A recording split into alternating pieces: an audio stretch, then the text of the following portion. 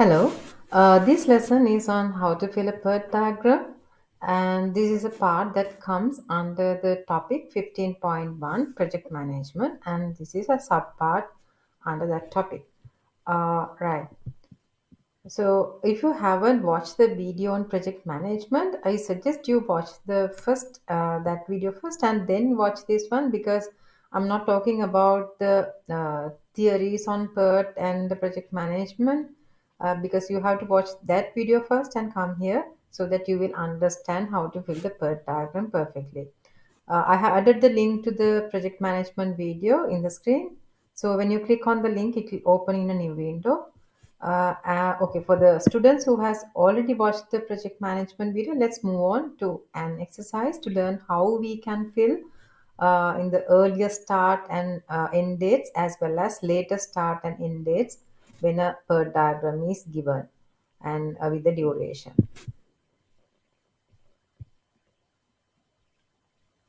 Right. So let's use this example diagram. This is sort of an example question. There are activities and the durations given with an empty diagram where you need to know how to fill these values. Uh, this is a clean precedence diagram where we learned under the project management lesson. Uh, we have the activities, dependencies, and activity durations given. The DUR that you see at the top of each activity is the estimated activity duration, while the arrows show the dependency between two activities. For an example, activity A is the first activity to attempt because it has no predecessors pointing to it. The activity A is a predecessor for activities B, F, and H. How do we know that? Because there are three arrows starting from activity A and pointing to the other three activities. Activity E at the left side is the last activity to perform in this project because it's the last in the order of precedence. So now let's start filling in the earliest start date and earliest end dates. Right. The starting activity's earliest start is always 1. Whatever the diagram that you are getting, whatever the project, the earliest start is always a constant 1. The measurement can be in days or hours or minutes or weeks or months, etc. But it has to be consistent across the project and the PM tools that you're using. You must not measure one activity in days and another in weeks in the same project. I'm assuming this project example is measured in days. So you start by entering 1 as the earliest start of your activity A. While you are listening, I hope you are following the screen so you can easily understand. So you start by entering 1 as the earliest start of activity A. You entering it on the top left box as shown so. Then you add the duration of activity to the start and arrive at the earliest end date. Remember to deduct 1 because the start day is also within the entire duration of the activity. So if I explain more, the activity A needs 10 days as a duration, and since it's a first activity, we will start on the first day of the project by indicating 1 on top of top left box, and it will run till the 10th day of the project, which we indicate with a 10 on the top right box as shown here. You add the duration to the start date and then you need to reduce 1, and then you arrive the earliest end date of activity A as 10. Right. Next, we will fill the earliest start days of activity A's dependent activities. Those are B, F, and H, right? So, since activity A will complete earliest on the 10th day, you can see on the activity, the earliest end date is 10th day. Activities B, F, and H can only start on the following day, the 11th day. as the earliest. So we enter value 11 as the earliest start of all three activities as shown. So and continue to compute the earliest end for each of these activities. We learned doing that earlier as well.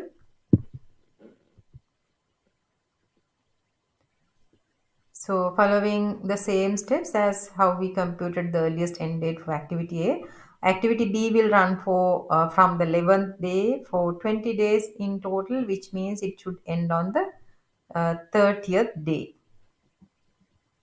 And again, the formula is earliest start value plus the duration minus 1. I have put the formula in blue highlighted area.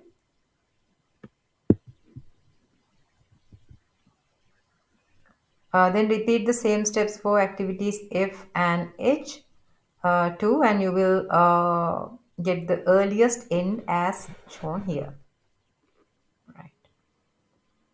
For activity F, start day is 11. You add the duration 15 and minus 1, it's 25th day.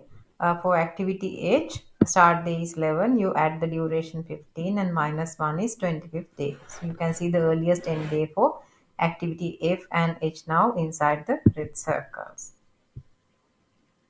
Next, I have filled activity C. To remind, activity C can only start on the 31st day, right? Since activity B ends on the 30th day, and activity B is a dependency or a predecessor for activity C to start.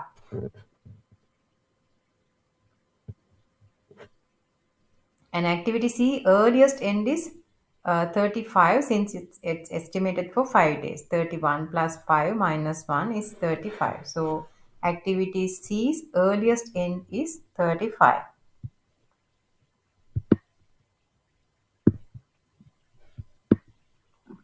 Okay, so far, I hope you are understanding. Now let's figure out the earliest start for activity G.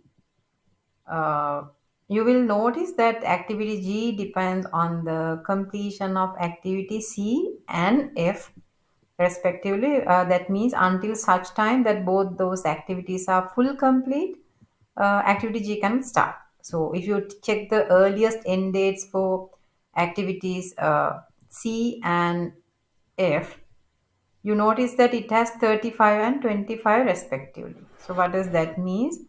It means that activity C will be completed on the 35th day from the start of the project, while activity F will be completed on the 25th day from the start of the project. Therefore, the activity F is complete by the 25th day, activity G will have to wait till 36 days, since activity C will complete only on the 35th day. Therefore, the earliest viable start date of G is 36. And as you know, G will complete the earliest on the 14th day, as G has a duration of 5 days. You add 36 plus 5 minus 1 is 40. Okay, so if we repeat the steps we just learned, we can complete the earliest start and earliest end days that are marked in green color for all the activities, and you will get the values as shown here. I suggest you copy the question and do these calculations on your own after learning this, so that you will clearly understand how these values are derived. Okay, we are 50% done now because we have completed all the activities earlier start and end dates. Let's start to calculate and enter the latest start date and the latest end date. So we do this in the reverse order to what we did earlier. We started from A start activity and we ended with E, but with latest start and latest end dates, we are calculating it in the reverse order, meaning we start with the last activity of the project and work ourselves backwards. So first step is we copy the earliest end date of the last activity as the latest end date of the same activity as shown on the screen. You can see that I have marked as copy. You copy that value to activity E, and then we start doing it backwards. The step is to compute the latest start date of activity E. Since we know the latest end date, which is 65th day, and since we know the estimated duration of E is 20 days, the activity should or must start on the 46th day for the project to complete as planned on the 65th day.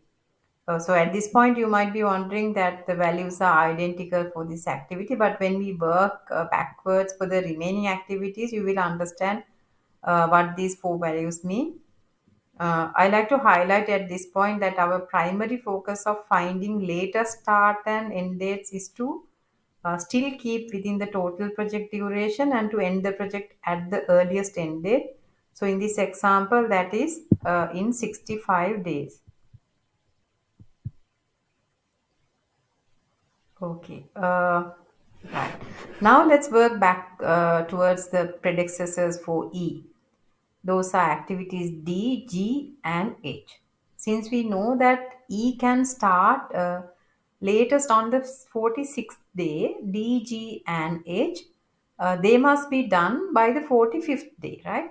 The previous day, for E to start without a disturbance. So, latest end dates for D, G, and H is 45. So now we can compute the latest start for D, G, and H, repeating the same steps we did for activity E earlier. So here you can see the latest start for D, G, and H. I have also filled the latest start and finish for activity F2, uh, since F is predecessors to only G. Okay, so now let's look at how we find the latest end for activity C. As you can see, it's a predecessor for D and G, and it needs to end latest on a date that is not going to delay the latest start of G or D. Now we already know that the latest start dates for D and G are 36 and 41 respectively. You can see on the screen. Therefore, possible candidates for the latest end of C is 35 or 40.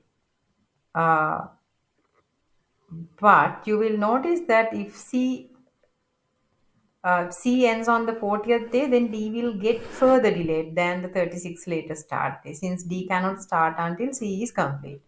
So we can decide that C must complete latest by the 35th day if we are to stay on course without delaying the whole project.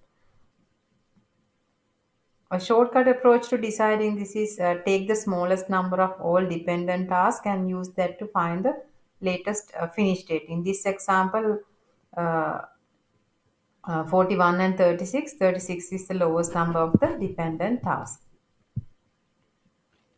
Follow the same steps and complete activities B and A, and you will have the complete values for the whole of your diagram.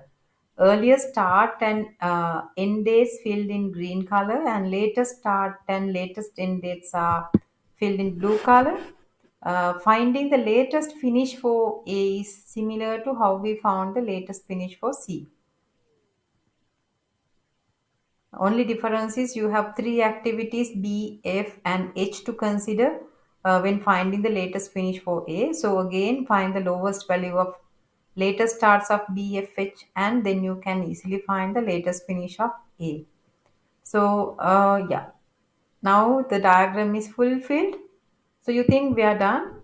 Not quite. There are some interesting information in these numbers. Firstly, if you look closely, you will notice that activities A, B, C, D, and E has the same values for earliest start and latest start, and also for earliest finish and also latest finish, right? See that clearly A, B, C, D, and E, all those five activities, their start, latest start and earliest start are same. Latest finish and earliest finish are same, right? So this tells us that these five activities does not have any slack day or officially known as a float in the project.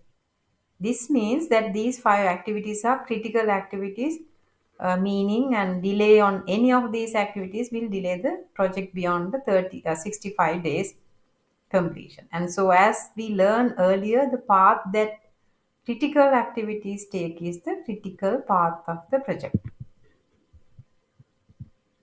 Therefore, we can mark the critical path now as shown so in red. Secondly, the other activities has different values on the top to the bottom. For an example, let's analyze activity H. You see that the earlier start is 11 while the later start is 31, right? Uh, what does that tell us? Well, it tells us that we can start H on the 11th day or any day between and inclusive of 11th to 31st day, and we can still complete the project without delay. So basically, it has a float of 20 days. We calculate the float by deducting the earliest start from latest start or by deducting the earliest finish from latest finish. Uh, you get the same value. I have added the calculation in the screen so you can easily understand. So, right. So what does these activities with floats really tell to a project manager? Well, it says that in case the project would get delayed due to some reasons, then the PM has the ability to change the scheduling of starting or ending of some activities that has a float, while try to focus the limited resources on the critical activities that don't have a float, and try to complete the project without a delay, or worst case with the minimum delay possible. That is very valuable insights to a project manager when dealing with not just about 6 7 activities like this, but when dealing with thousands of activities in a big project. Right. So that's about how to fill a PERT and identifying the critical path and calculating the float.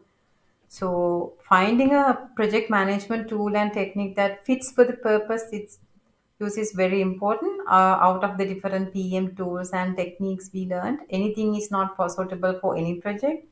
So if you use the wrong tool, you will end up wasting time, finding difficult to track and manage the project, and it's getting delayed and all that. So you want to find the correct. You need to like carefully analyze and use the correct project management methods and tools to succeed your project. So hope you are clear on how to fill a PERT, and please do it couple of times on your own. So it will be really easy. So thank you.